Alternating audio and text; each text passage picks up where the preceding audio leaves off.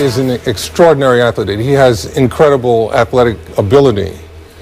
But basketball is a game where the most important muscle that you use on the court is the one between your ears. Dwight's basketball IQ is not up to speed for him to be a dominant player. He has problems at both ends of the court. He doesn't have a go-to move. I had to prepare Pau Gasol and Andrew Bynum to play against Dwight in the playoffs in 2009 for the World Championship. And it was an easy job because if you take certain things away from him, he doesn't have an answer for it.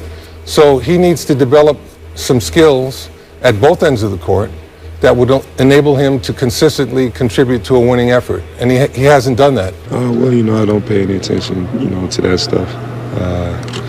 I did hear about it, but everybody's entitled to their own opinion. When I joined the Lakers, I was the greatest center. And when I left, I was the worst. Mentally, I wasn't capable of playing center. So I understand that a lot of things are said out of emotion. But I would say, if he has anything to say, I'm here in Houston. We can talk man to man. Kareem questioning Dwight Howard's basketball IQ. Howard says it's all subjective now that he's not a part of the Lakers. Stephen A., was his criticism, and by criticism I mean Kareem, was it fair? Skip Bayless, it's hard for me to say that it was unfair because we're talking about the greatest scorer in NBA history, who is a 6-time world champion, who is a winner on every level, universally recognized as one of the top 2 or 3 centers of all time.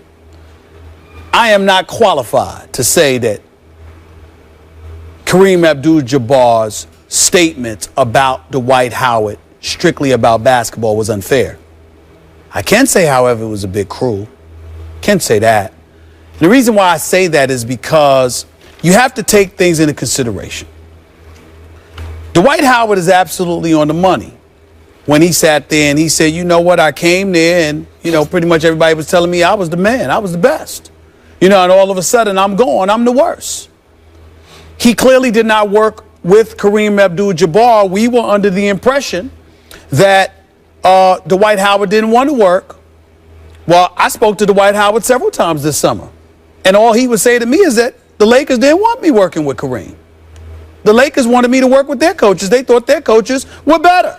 Everything we've seen from the Lakers tells us that that's within their DNA, that, you know what, we would do a better job with you than one of the greatest centers ever, because the man that is the greatest scorer ever, the man that did win championships for the Lakers organization, is the same dude that wasn't working for them. And oh, by the way, as much as we love Jerry West, as much as we love Chick Hearn, God blesses and rest his soul, as much as we love the great Irvin Magic Johnson, there are statues outside of the Staples Center for those individuals, even more so, or rather before Kareem Abdul-Jabbar. His is coming now that, a level of heat has been aimed in the Lakers' direction, and enough people groaned about it to say, wait a minute, how do you not recognize the league's all-time leading scorer, the one individual in the sport that had the unstoppable move? There is no move that has been more formidable, more unstoppable than the sky hook in NBA history. It is universally recognized. Could not be stopped. Okay? Greater than Wilt Chamberlain, greater than Bob Lanier, greater than everybody but Bill Russell, because he had 11 titles. So when Dwight Howard sits there and says, well, this is what the Lakers wanted. Well, I think he has a point there. But if I'm Dwight Howard, as much as that had to sting, and he could deny it all he wants to, it had to sting.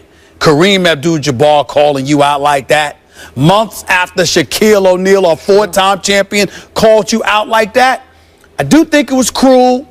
I do think it was unnecessary. I do think that Kareem Abdul-Jabbar didn't have to go there.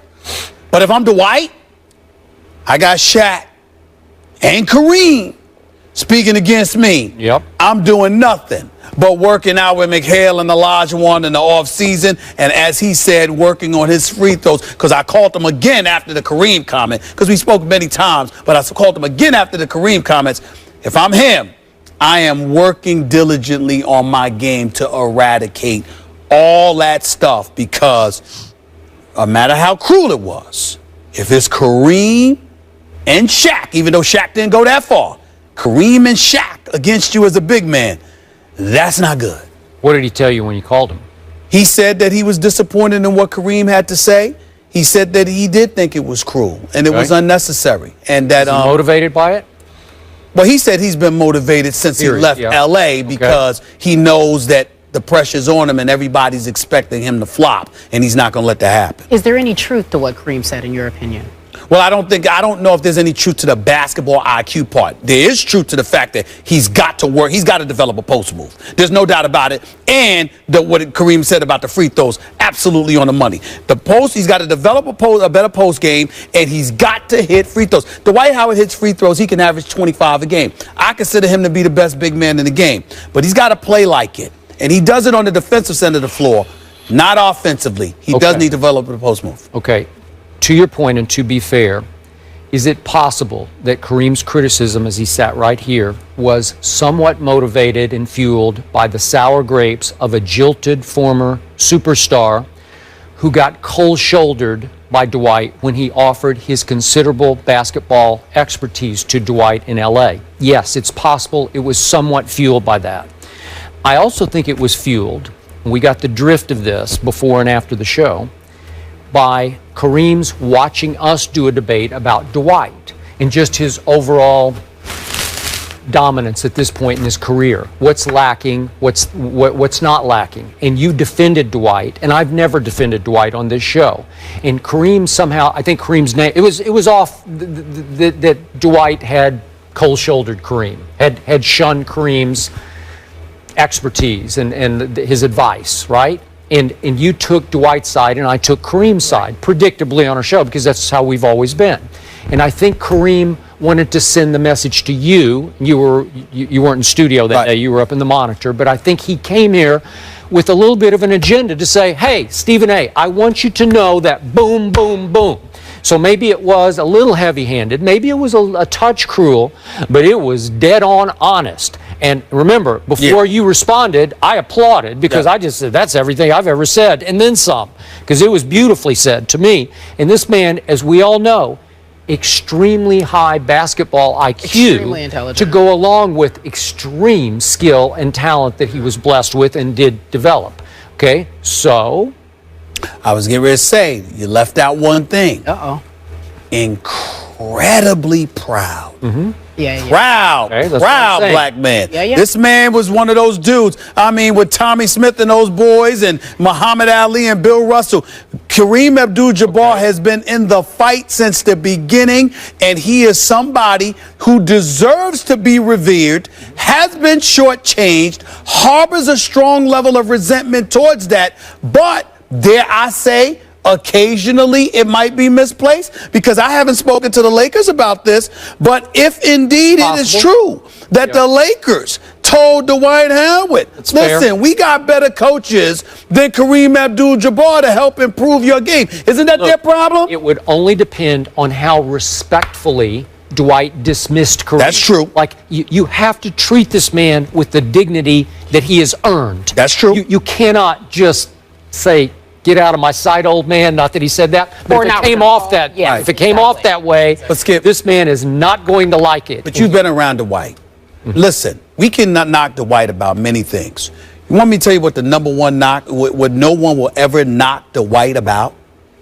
He's a relatively nice guy. He is a nice guy. You understand? I think he's a polite guy. He's not. He's not the kind of guy that. I'm big time. Who are you? That's not Dwight. Dwight's not built that way. That's not his makeup. That's why I came to his defense. From a basketball standpoint, I can't defend Dwight Howard against Kareem Abdul-Jabbar. They're not even in the same stratosphere. Okay, Kareem Abdul-Jabbar is one of the greatest ever. Dwight has a lot to prove. But when you talk about character, you know, in terms of how you treat people, that's not Dwight. Dwight's not that kind of dude. But to Skip's point, because you weren't here, I do believe when Kareem wish I was. When Kareem walked in here, he was like, that was preliminary, referring to how what he thought defended Dwight over him. Well, I didn't. Well, so he probably, when saying what he said, was a little heavy-handed, as mentioned. Let's be clear. When I introduced and I read his quote. And when Dwight Howard decided to leave L.A., Kareem basically said, y'all ain't going to miss him. It's no big deal. It'll be fine. I'm paraphrasing, but that was his statement. And what I'm saying to you, what I was saying at the time, and I wish I was here now because I would have told Kareem to his face, is that, wait a minute, you wanted to work with this dude. So all of a sudden, now you think he's reached his ceiling, he's plateaued. Not only what is this saying about Dwight Howard, what is it saying about Hakeem the Dream Olajuwon? What is it saying about McHale? Champions multiple times in their own right. They know a thing or two about playing the post, about being big men in this game. So when you sit there and say Dwight Howard is plateaued, why? Because he's working out with them and he ain't working out with you? That's all I was trying to say. That was only your point. That was my point. God, that was a great debate. Kareem, welcome back anytime. Coming up next. Anytime. It was the good. It was.